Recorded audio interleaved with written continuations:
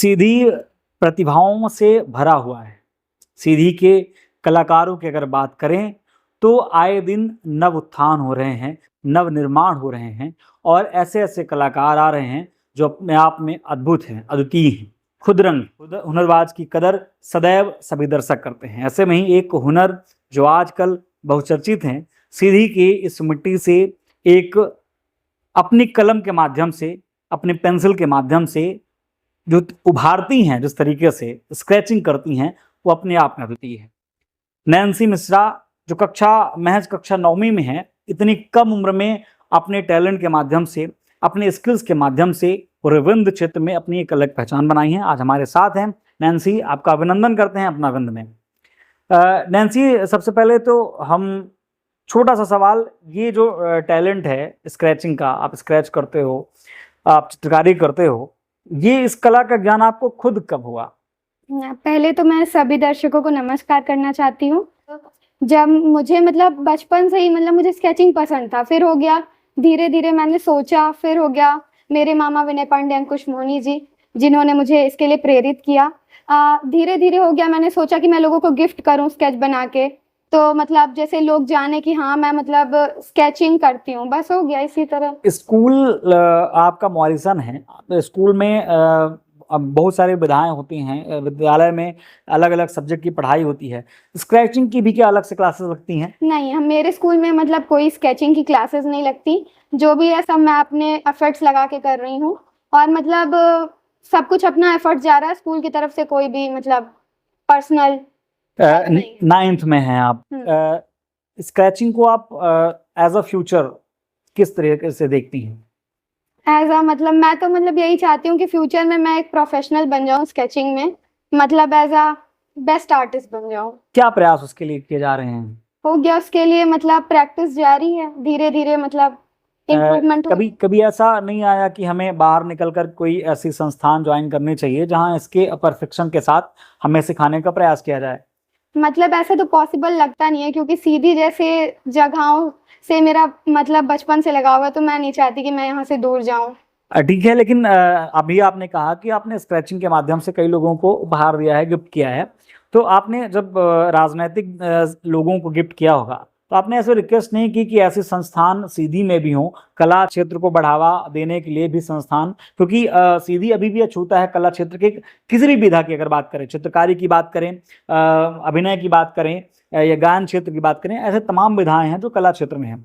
लेकिन ऐसे तमाम विधाओं से अगर हम प्रैक्टिस की बात करें या ऐसे विद्यालय, महाविद्यालय या ऐसे कोई संस्थान सीधी में नहीं है, इससे सीधी आज भी अछूता है। तो जब आप उपहार स्वरूप आपकी मुलाकात होती है, भेंट होती है, तो आपने प्रयास नहीं किया कि हम अपनी बात, अपने जिज्ञासा ऐसे नेतृत्व से बात कर सकें? प्रयास मतलब बोलने से मतलब अगर होगा भी तो मतलब उसके लिए तो बहुत साल लग जाएँगे। जब मैं तो मेरा तो 12th हो जाएगा मतलब इसके लिए। तो मतलब होना चाहिए, क्योंकि मतलब जो फ्यूचर जनरेशन आएगी उसको सपोर्ट मिलेगा। बट सीधी में इतनी ज़्यादा संभावना नहीं है, क्योंकि सीधी अभी भी बहुत ज़्यादा बैकवर्ड है।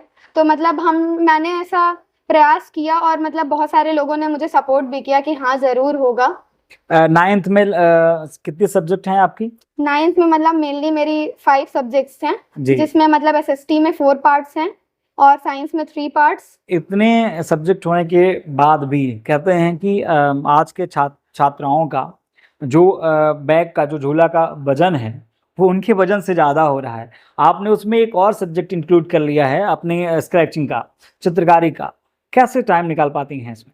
बस हो गया, अगर मतलब आप अपने प्रोफेशन के लिए टाइम दे रहे हैं तो मतलब वो तो इम्पोर्टेंट ही है, क्योंकि जो ड्रीम होता है उसके लिए इंसान कुछ भी कर सकता है। इसकी वजह से कभी आपके परसेंटेज या मार्क्स पर प्रभाव तो नहीं पड़ा? नहीं, ऐसा तो मतलब क्यों नहीं कभी नहीं हुआ कि मतलब जैसे कि मैं अपने प्रोफेशन को और मतलब अपने साथ-साथ में पढ़ाई को भी साथ में लेके चलती हूँ। मतलब एज़ अ टाइम मतलब दिन में मतलब स्टडी को ज़्यादा देना है। स्टडी को मतलब 3 से 4 घंटे देना है, बट स्केचिंग को 1 घंटा ही देना है, इसीलिए मतलब घर में ऐसा तो नहीं होता कि जब आप स्केचिंग कर रहे हो तो ताने मिलें कि ये क्या कर रहे हो, ये क्या उठा के बैठ गए हो, ऐसा कुछ घर में क्या रिएक्ट होता है इसका? मेरे घर पे तो नहीं होता, मेरे पेरेंट्स तो सपोर्ट करते हैं। मेरे मामा हैं, विनय पांडे, अंकुश मोनी जी, सबसे बड़ा उनका सपोर्ट है। उन्होंने मतलब मुझे ऐसा बोल दिया है कि तुम अपने पढ़ाई को भी साथ में लेके चलो और स्केचिंग को भी। तो मेरे पेरेंट्स तो मतलब एकदम एक्टिव हैं और उनको मतलब ऐसा कुछ नहीं है कि मतलब तुम स्केचिंग मत करो, पढ़ाई लिखाई में ध्यान दो, क्योंकि मैं दोनों चीज़ को लेके चल रही हूँ। और अगर मेरा जिस चीज़ में इंटरेस्ट है मैं उसी में फोकस कर पाऊंगी, किसी के उसमें बिल्कुल अपने पैशन को प्रोफेशन बनाना आज के परिवेश में खासकर और बेहतर होता है।